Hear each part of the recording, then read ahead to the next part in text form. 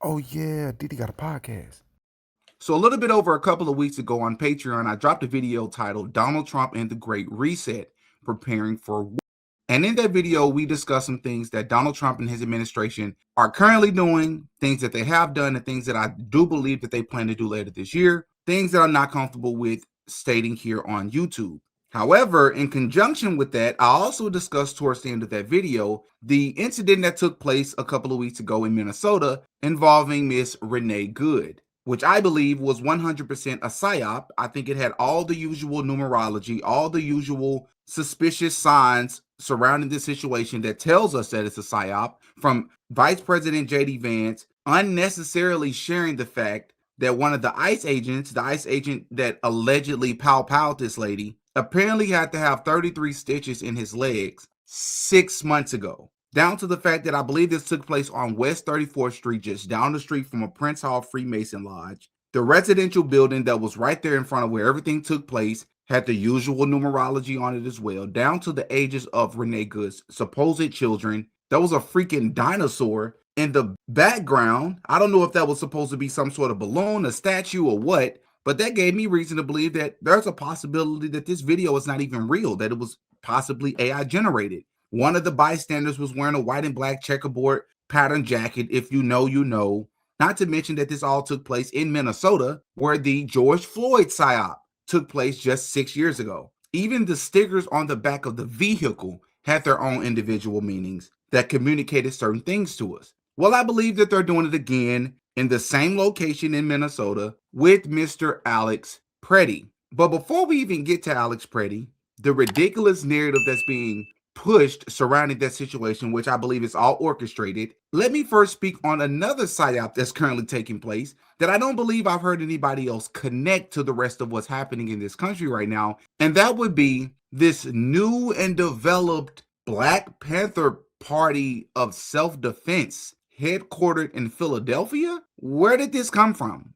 Where did the owner come from? Because to me and many other people, he's seemingly come out of nowhere. He looks Latino. He looks Hispanic. The entire crew looks either Hispanic, biracial, interracial, whatever. And not that it's a bad thing, of course not, but it doesn't help the narrative that this just does not look organic. And it also doesn't help when the first time that many of us even saw the owner, a guy by the name of Paul Birdsong, the first time many of us even saw him was at a Renee Good protest, which is interesting. You represent the Black Panthers, you show up to Renee Good's protest, and you're openly bragging about attacking ICE agents and ICE officers. No ICE agent ever run up on me. I guarantee you they won't. I put a hole in their chest the size of a window. Safe line repair, safe line replace. That's what's gonna happen. They touch me. And I was like, this guy is very interesting here. And it comes to find out that this guy apparently is being accused of inappropriately touching children. Don't know if it's true or not. Everything I say in this video is alleged.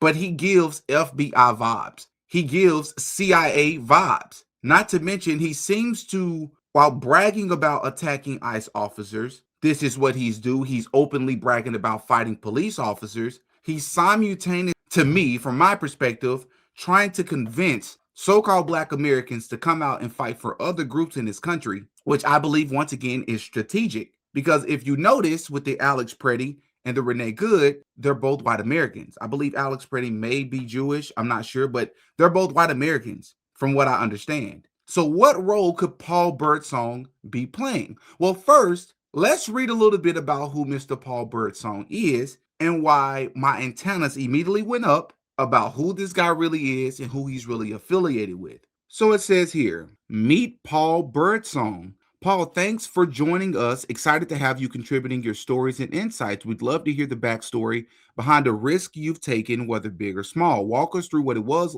like, and how it ultimately turned out. He says, being a recording artist that is connected to multiple platinum artists and major labels, there is certain expectations as to the content of your music. I chose to use my music for activism, which was a huge risk I had to take alone at first. Now I have songs coming out with Chris Brown, Kevin Gates, Capadonna, and Dizzy Wright, and they're all positive and relevant to today's struggles. Scroll down here. It says, so the interviewer says, awesome. So before we get into the rest of our questions, can you briefly introduce yourself to our readers? Paul says, I come from gangs, and originally that was what my music, my graffiti, my beats, and my life consisted of.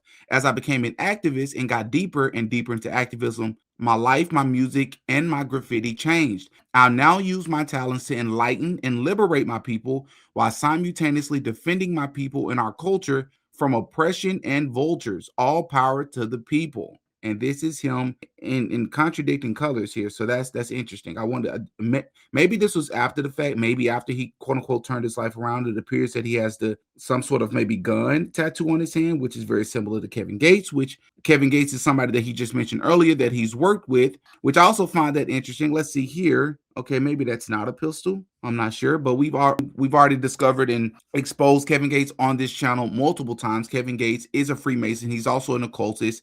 He's an open occultist. He performs rituals with his own children. Everything I say in this video is alleged, but you can look all of this stuff up. This is public information. But let's continue. So it says, we'd love to hear a story of resilience from your journey. At one time, I was supposed to do a project called Kane featuring Kendrick Lamar. This was an opportunity I was given due to my connections in my set. Thing is, those connections wasn't solid. I ended up losing that opportunity. And for a while, I kind of lost hope because I felt that was my big break. I kept going though. Eventually, I made my own connections. I can hit major artists, J.R. Ryder, Sadix X, and Tragedy Gaddafi personally on my own. I don't have to go through others to secure contracts and make hits with major artists anymore. I kept working and showing up and plugging away until it paid off. Now, for those of you that may be wondering why I shared that, it's because it is a major red flag to me, in my opinion, that you have these connections to these major artists. I understand that many of us would like to give people the benefit of the doubt. Maybe we feel like they may be the exception. Maybe you just happen to be at the right place at the right time when you can get affiliated with these artists. I do not believe that. Not this many major artists. I don't believe that. This is not normal, people. Most times, if the industry is allowing you to collaborate with these artists, what is it? You take and you give. There's something that you have to give up. As we know how the music industry, how Hollywood, how all of these things work. This is no different. So this is a major red flag that this man is an artist that have worked with all of these A-list celebrities and musicians, and not just some person who was already connected in the neighborhood and worked his way up through grassroots organizations. That's not the story here. So a person who's running this newfound or some sort of continuation of the Black Panther Party, and most people don't seem to know where this guy came from, is openly bragging about fighting officers, happens to also be affiliated and has connections and ties deep in the music industry. Do we think that's a coincidence? Now, let me just stay here for the record. I'm not saying that the man is not responsible for doing anything good. I'm just saying these things are suspicious about him. If he sees this video and he wants to talk about it, and I'm open to a conversation, I'm just saying on first glance, I'm super skeptical of this guy, and I'm super skeptical of what his agenda is. Now, if he's actually helping people in their court cases, actually giving out food in Philadelphia, which I've seen some people from Philadelphia, quote unquote, confirm that he actually do these things. If that's the case, then so be it. I respect it. I commend it. But I do believe that people need to take a step back before you start listening to some random person claiming to be running some new version of the Black Panther Party and hyping people up to go out into the streets and be a part of some movement that is promoting this idea of fighting against police officers. I don't know, don't sound like the smartest thing in the world to be doing. But speaking of quote unquote fighting police officers or fighting law enforcement or fighting ICE agents, let's cover this Alex Preddy situation that's taking place. So first, I want you all to take a listen, and we're going to listen together to what I believe this is one of the ICE agent directors. I want you all to take a listen with me to what he tells us took place, and then we're going to go and actually watch the video, and you all tell me if this actually aligns with what actually took place. Individual approached U.S. Border Patrol agents with a 9mm semi-automatic handgun. So he says that an individual approached the officers with a weapon in his hand. Now, based on how he's painting this, we should be expecting whenever we go to the clip to see some maybe deranged or maybe even civil person with a weapon in their hand approaching the officers. The agents attempted to disarm the individual, but he violently resisted. He says that the person violently resisted after they attempted. Remember, he said attempted to disarm him. Okay. Fearing for his life and the lives and safety of fellow officers, a Border Patrol agent fired defensive shots. Now, remember, he says that he fired defensive shots. And from my understanding, Police officers or law enforcement in general are trained if they are in fear for their life. If they fire their weapon, I believe they're supposed to do it at least twice. Not once, but at least twice to make sure that they have apprehended or subdued the threat. So that is what we should be expecting to see once we watch the video. Medics on the scene immediately delivered medical aid to the subject, but the subject was pronounced dead at the scene. The suspect also had 2 loaded magazines and no accessible ID. This looks like a situation where an individual wanted to do maximum damage and massacre law enforcement. So based on this information, that is what we should expect to see here, right? Let me show you a video, I believe from BBC, and let's listen how they perfectly break it down on what actually took place. Video we have of Alex Pretty. He's in the road, holding a phone and talking with a federal agent. The officer pushes him and he steps backwards. But in this video, as in others, Alex Pretty had nothing in one hand, a phone in the other. We see 2 people interacting with an agent.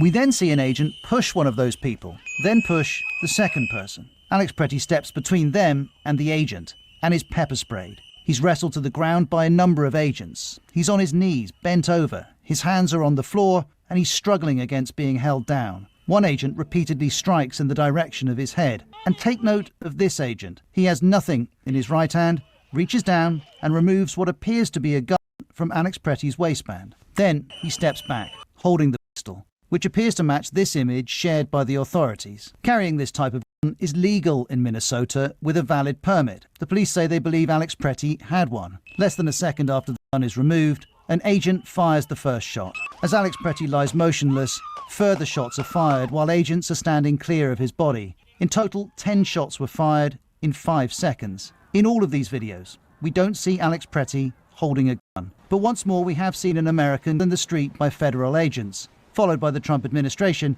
making claims about what happened. So let's recap what we just watched compared to what the ICE agent director actually said happened. You had an individual who had a phone in his hand, and one of the ladies was pushed by the ICE officers. The gentleman comes over and interjects himself. The officers pepper spray him. At no point in time does Alex ever reach for a weapon. At no point in time does Alex ever swing on one of the officers. He never charges at one of the officers. He's holding his phone recording, and he has his other hand in the air. Now, 2 things can be true at the same time. If you say he should not have interjected himself, even though it is your right to protest, you are not attacking, you say, well, you're impeding on the ICE agents or the ICE officers' work.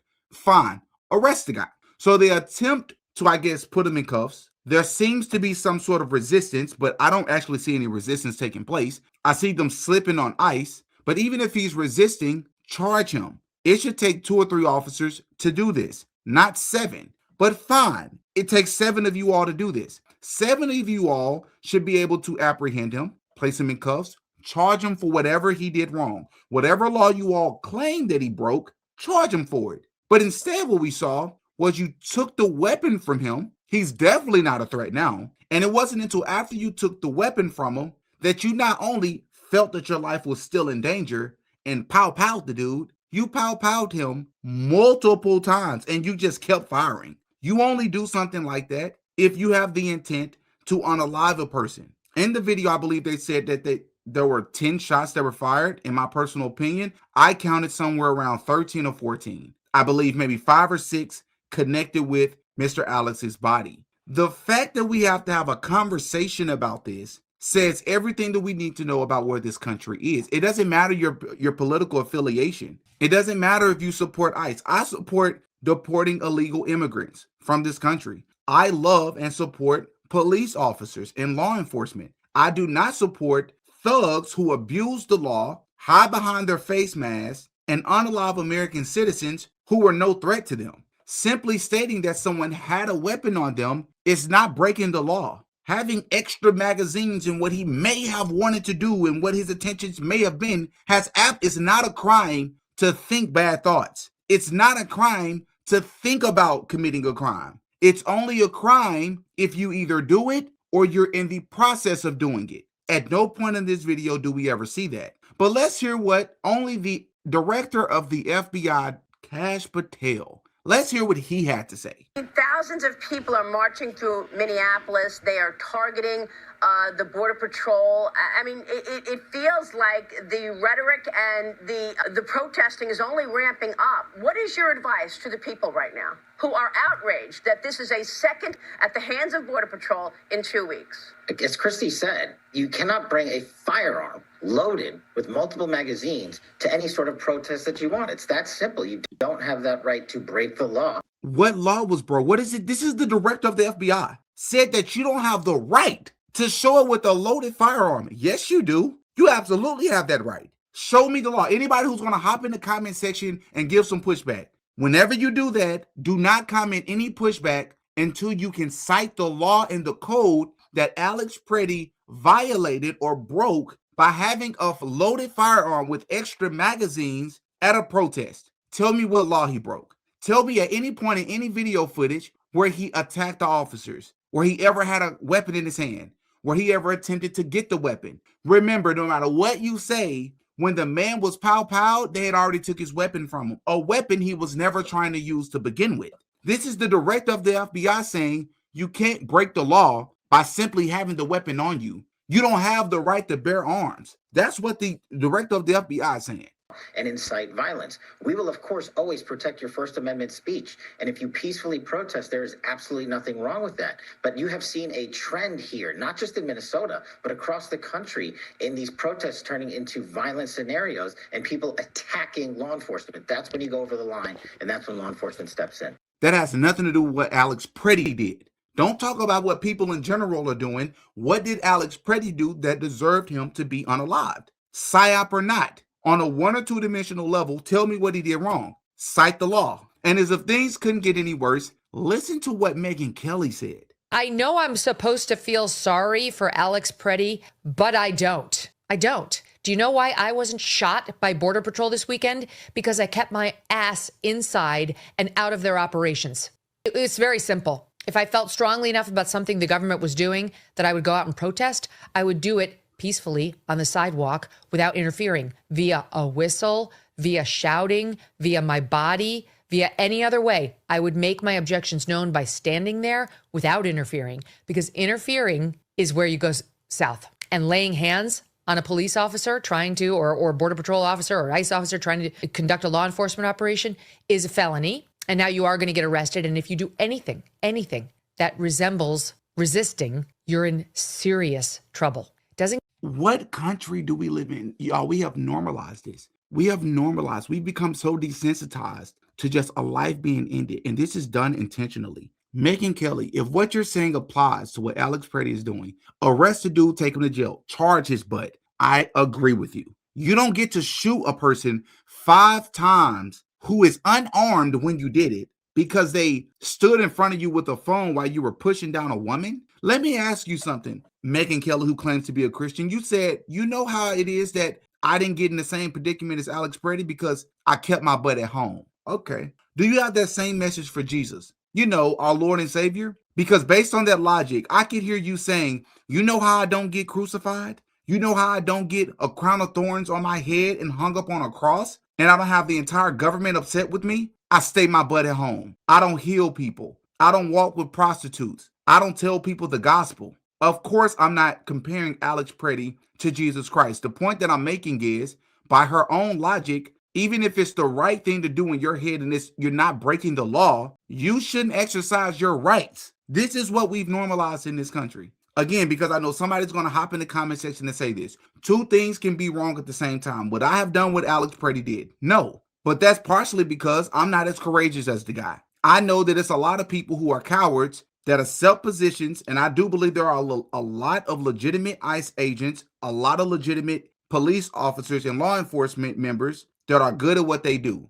But I also know, like any other profession, there are people that failed in other professions in their life. They became a police officer and they're drunk off power. They're not the most intelligent. They're not the best at conflict resolution, and they're looking for an excuse to pump bullets into a human being. And that's what I believe happened here. And you have talking heads like Brian the Auditor and I've spoken about in the past who hop on these stories early on so they can help shape the narrative and shape the minds of what people who like them, support them, follow them, to help them shape their opinions and views about this situation. because you remove all the influencers, all the talking heads, politically affiliated, non-politically affiliated. And as human beings, if you just watch that video, can anybody tell me in good faith, watching the video, who's the aggressor? Who's truly the aggressor here? If he's interfering, interjecting, and he's breaking the law, if you say that he touched an officer and it's a felony,